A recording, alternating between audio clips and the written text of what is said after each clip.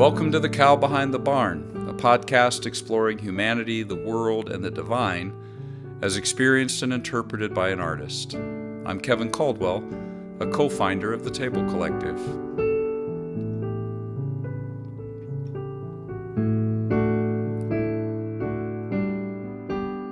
This is the very first episode. It's really a prequel to the whole podcast, and I've called it Butterfly Effect. But I want to start by saying something really obvious. Human beings exist. And then let me add a few comments to that. Human beings have almost universally exhibited astonishing creativity. Human beings have almost universally reported having spiritual experiences. And human beings have almost universally developed ways to share their creativity and spirituality with others. In those simple observations describe the soil from which the artistic and the religious dimensions of being human have sprouted and grown. I've come to see religions as a particular form of artistic expression, in which human creativity and spirituality combine. And I would say the same is true looked at the other way, that the arts are a form of expression of the spiritual essence of human beings, just as much as religions are. Now, let me add right away two comments about that opening statement. First, I haven't always thought this way about the sources of spirituality and creativity. By the way, if you are curious about who this I is, about me, there's two places where you can get more of my bio and some of my background. One is the website of the Table Collective, a nonprofit that I'm part of, and you can get that at tablecollective.art. And then there's also a book of mine, which is titled, just like this podcast, The Cow Behind the Barn. And just search for Kevin Caldwell and that book title, and I'm sure you'll find it. All right, my second comment. Nothing I said in those opening comments is anything like as simple as I made it sound. Just take the statement, human beings exist, or even just take the word exist, and then go and ask Buddha or Muhammad or William Blake or the poet Tagore or the list can go on, and ask them what it means to say someone or something exists, and you will get a wide variety of answers.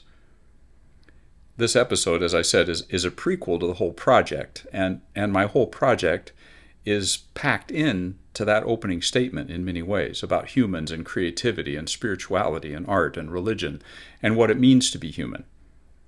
I'm 66 as I'm recording this, and these are some of the big things I've been curious about for a long time and have been exploring and thought about deeply for a long time. And that's why I described the podcast saying, I explore art, religion, the universe, the mystery of the divine, and what it means to become more fully alive as human beings. Creativity is an expression of spirituality and vice versa. So again, I've been exploring the idea that religion might be a particular form of art, a way that human beings have collaborated, you might say, over time in different places to be able to share spiritual experiences together through spoken word and poetic wisdom and music and visual art and shared action or ritual. In so doing, they have imagined different ways of seeing who we are, the world we live in, the nature of the divine or its absence, and what it means to be fully alive and fully human. Now, I've observed, and I'm sure you have too, that people tend to have a few ways of processing and thinking about the variety of worldviews that religious founders have come up with, and artists too, for that matter. Some would see that none of it is true. Some conclude there must be just one true religious path. Some assume that they're all just different ways and each of equal value. I've been sensing for a long time that maybe there's a different way. I've been searching for years for a way to explore out loud, explore in public, if you will, what that different way might be. That connection of art and religion, creativity and spirituality. And to do so by actually creating something that was itself a mixture of those. A different genre for talking about and experiencing religion and art, spirituality and creativity. If religion is an art form, then the great founders might be like spiritual creatives, and the great time-tested texts might be like groundbreaking expressions of spiritual creativity. The spiritual insights and creativity these have captured and offer us have changed the way human beings pursued the art of being human. I guess to explore all this in public, it seemed to make sense to use my own art and express spiritual things through it, which makes it sound like I've sort of planned all this out. The truth is, I don't really know exactly what I'm going to be making, and I'm really not sure who it's for, in the sense that I'm not sure if anyone will be listening on the other end. And I don't have a clear plan for how I'm going to design it all and organize it. Let me comment just a bit on those three admissions. First, I don't know what I'm making because I'm not sure that this is really a podcast. I thought I wanted to write, drawing on several decades of digging into ancient languages and texts like the Bible and Quran, and then later the Gita and Buddha's teaching, and later still the Tao Te Ching and the Granth and others. I've got an academic background that prepares me for that, and years of living in other cultures. In 2013, I started writing that book. I really tried. Now it's 2024 and there's no book because the book just didn't cooperate. It didn't seem to want to come out. Eventually, I began to realize something else was brewing. I've come to see that the best way to explore all this is to share it like an artist might. My art happens to be words and music, poetry, song, poetry in songs. A book can't really offer that. I wanted a form that would be more like a living audio mural, if you will, a long poetic narrative interspersed with song and music and insights from religious texts, which, as I've said, are also works of art in their own right. And so the podcast form just seems to offer a genre with the most possibilities for weaving it all together. Although, again, I'm not really sure that this podcast is really a podcast, the way that others you may have experienced are. The second admission, I'm not sure anyone will ever listen to this. I'm being sincere here. From this side of the mic, I'm not sure there will ever be a you listening on the other side. Finally, the last admission, I'm not at all sure how I'm going to do all of this. So I'm curious to find out what will happen, which is part of what approaching this as a creative work is all about as well. I've started over and over. In my head and in my imagination, I've tried to map out a plan and arrange things in some sort of order, but I don't see much beyond maybe the next 2 or 3 episodes. And even those, I assume, are going to change dramatically when I actually get down to recording them. So, if I don't know what I'm making, why make it? And if I'm not sure who, if anyone, is listening, why keep talking? And if I don't know how I will map out whatever it is I'm doing, then why keep doing it? An answer that addresses that first question about if I don't know what I'm making, why make it, is that I can answer in the way that I think most artists would answer. Artists almost always begin to create without a full idea of what it will be at the end. The creative process is, well, a process, and the thing being created is in many ways a participant and can only reveal itself to us as we work on it and shape it and listen and mold and sketch and erase and restart. So I'm going to treat the podcast as if it were my art studio, you might say, and every episode like a new canvas or a sketch pad. And since I'm not a visual artist, my brushes are spoken words with music, songs, poetry. The paints I use are all mixed from my experiences of life and other cultures and mistakes and discoveries and my studies of religion and religious texts and from my music and songs and lyrics and poems. Episode by episode, I expect to discover more about what I'm making as I make it. Like I said, I'm curious about what's going to be next. Now, that second question, if no one is listening, why keep talking? I suppose I keep at this because I'm convinced that what we do matters. It makes a difference whether anybody knows about it or not. If a tree falls in the forest and no one is there to hear it, I'm not sure what sound it makes, but it does fall, and I think that matters because I believe in butterfly effects. The early theoretical work involving what we call the butterfly effect was undertaken originally by mathematicians and physicists who focused on demonstrating that very small events and actions could have significant impact initially on weather patterns. That's what they were studying. Their studies contribute to what's known as chaos theory.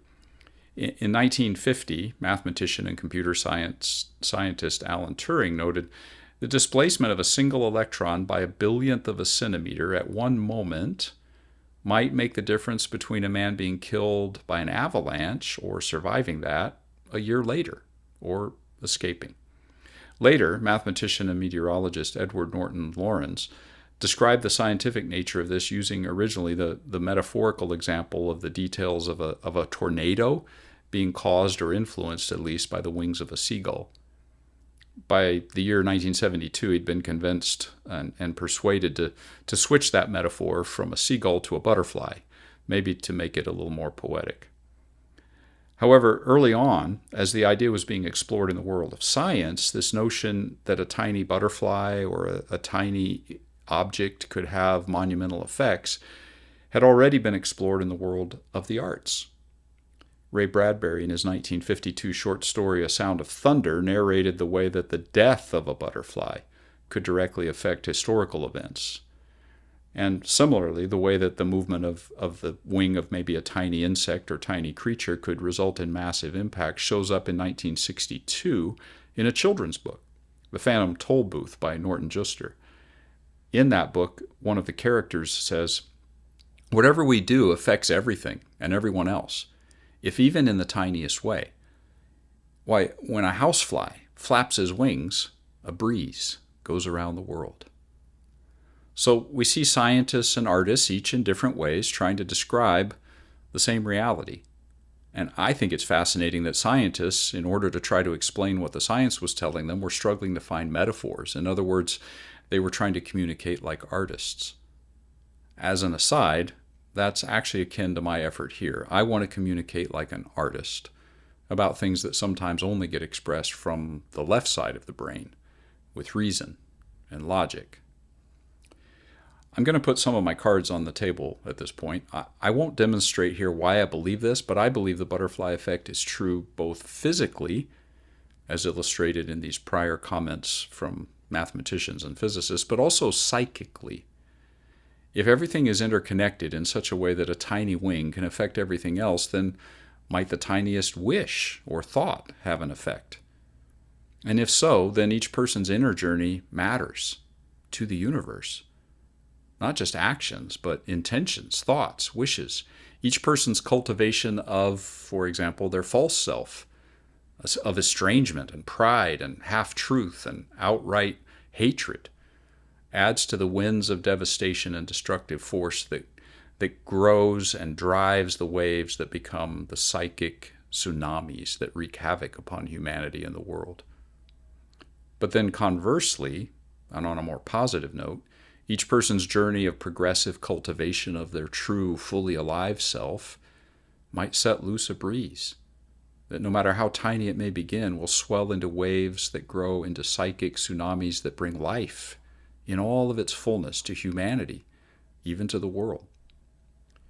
To put it another way, I'm convinced that the cultivation of our spiritual and creative and relational human essence can enable us to be more alive, more aware, and more awake as human beings, and thus become, if I can say this, better humans.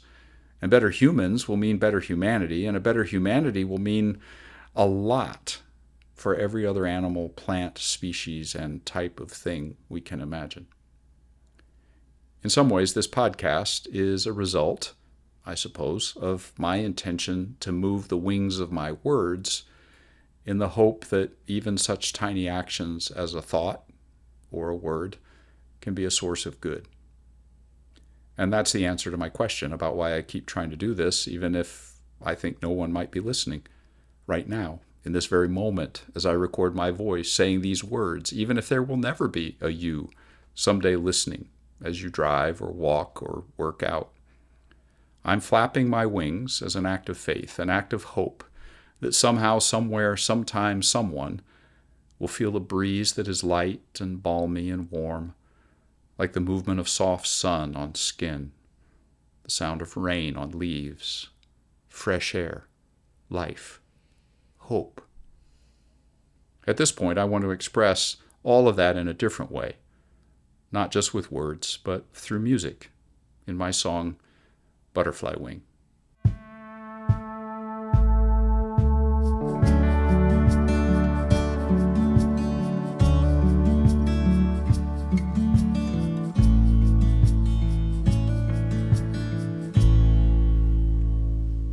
They say that all it takes is the wing of just one butterfly to change the course of time in a broken life, a million miles away, million miles away, million miles away.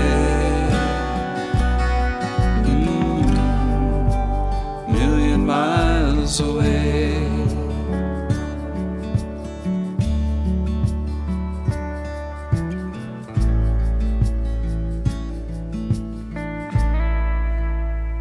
They say that all it takes is just one gentle whispered word, and though it not be heard, can still do its work. A million miles away, a million miles away, a million miles away, million miles away. Shadows fall around like acid rain, soak into our souls and leave bitter stains, pouring out from inside hearts long shattered. Can my tiny soul do anything that could matter from a million miles away, a million miles away, a million miles away, a million miles away.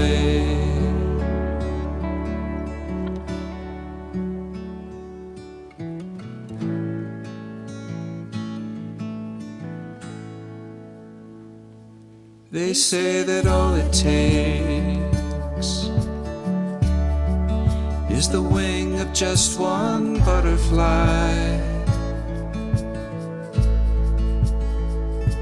to change the course of time in a broken life. They say that all it takes is just one gentle whispered word, though it not be heard,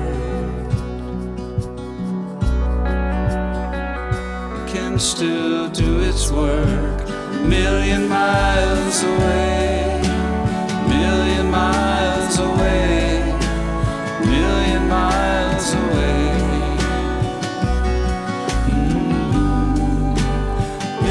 miles away, million miles away, million miles away,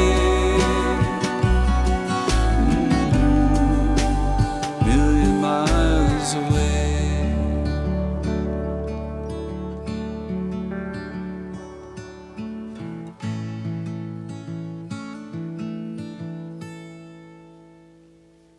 They say that all it takes is the wing of just one butterfly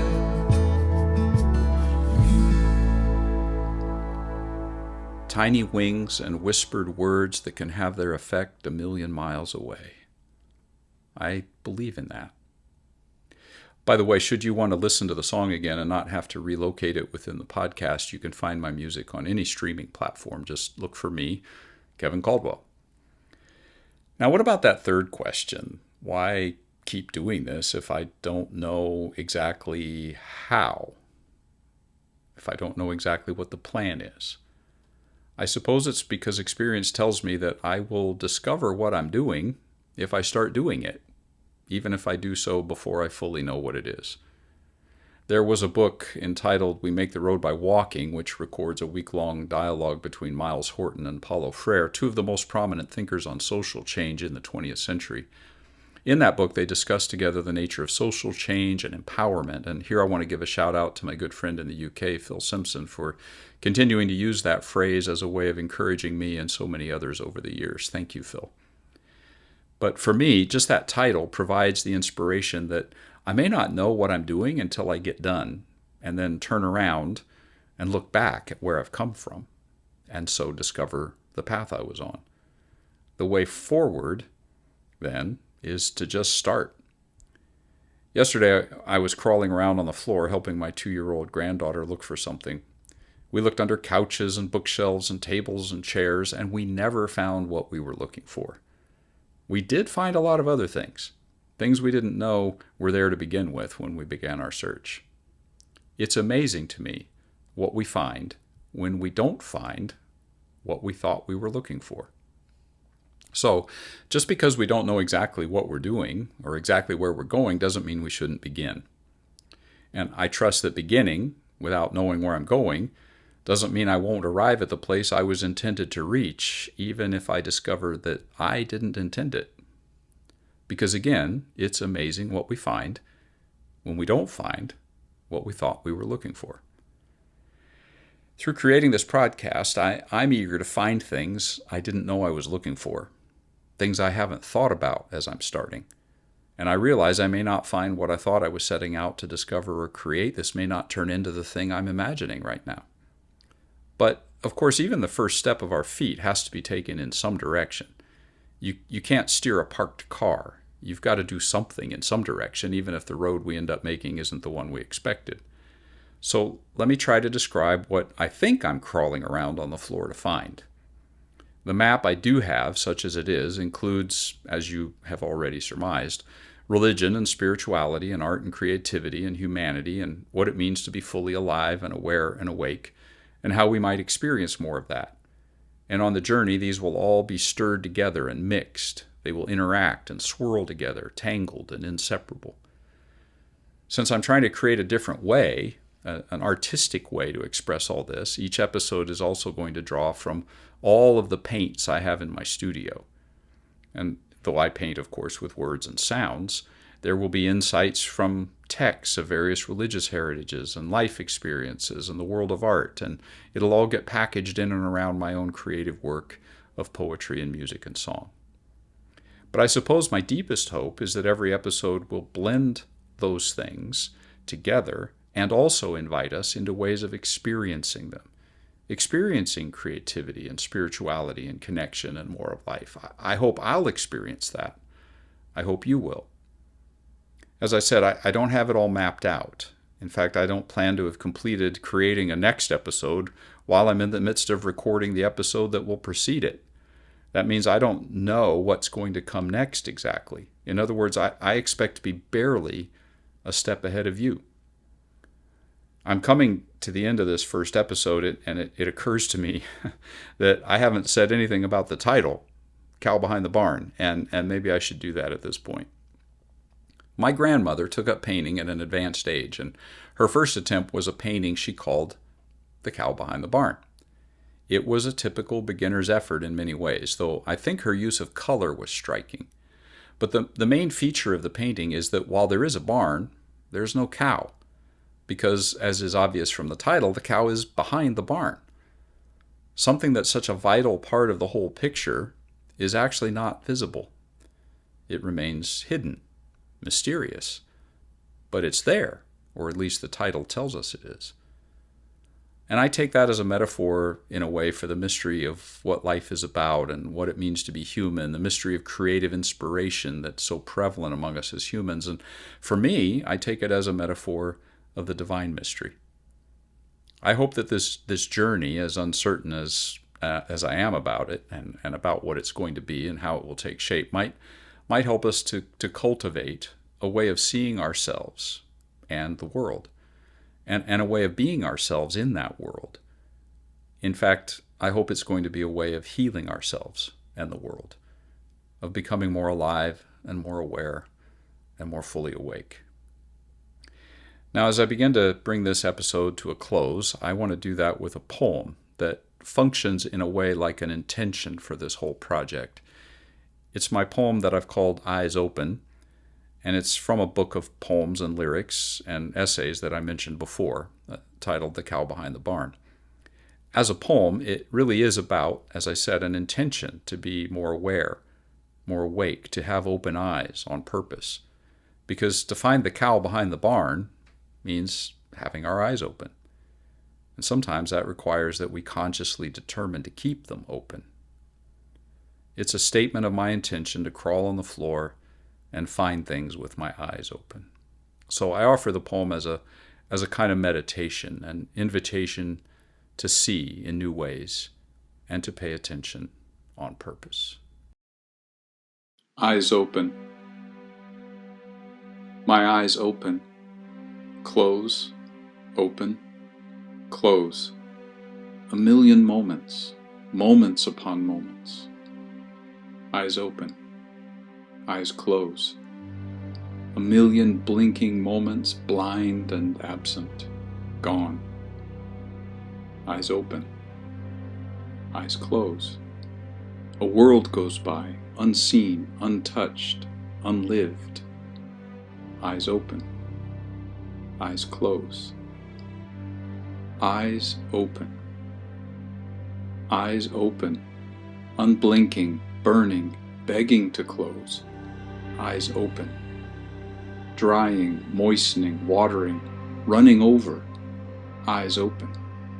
Awake. Seeing. Alive. Eyes open. Open in the moment, somewhere between gone and not yet come.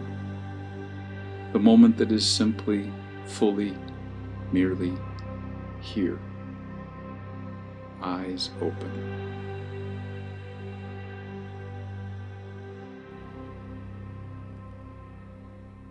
I said I hope these episodes will include something experiential, so I want to try something as we close.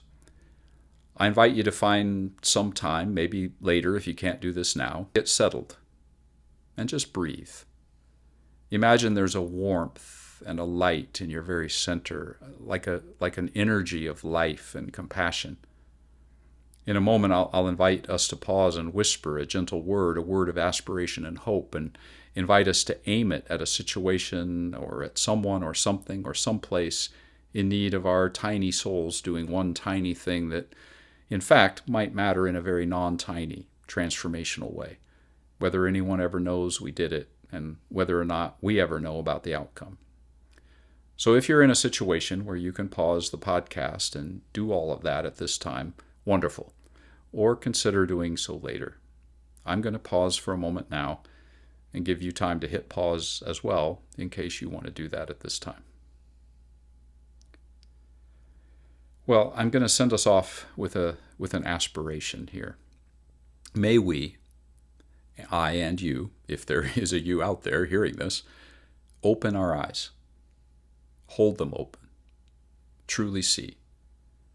And as we become fully alive, fully aware, and fully awake, may we move the wings of our hearts, and in doing so, add to the waves that can heal ourselves and each other, and yes, even the universe. Okay, so what's coming next? In keeping with what I said earlier, I haven't completed the script for the next episode yet, although I'm getting close. But I have a sense that it's going to be about beginnings. My beginnings, your beginnings, the beginnings that shape us as people and form the soil from which our lives grow and take shape. And those ancient texts I keep mentioning have a lot to say about that. And those spiritual creatives, the religious founders I've mentioned, experienced a lot in their own lives, and I'm sure a few of them are going to show up as well, and their beginnings. But so will the text that is written in the tissue of my own heart, which I trust will inspire fresh light for you and the things written on the pages of your heart as well. Beginnings, souls, who you are, who I am, who we are, why it matters, it's all part of the quest for that cow behind the barn and where it might be found. More next time.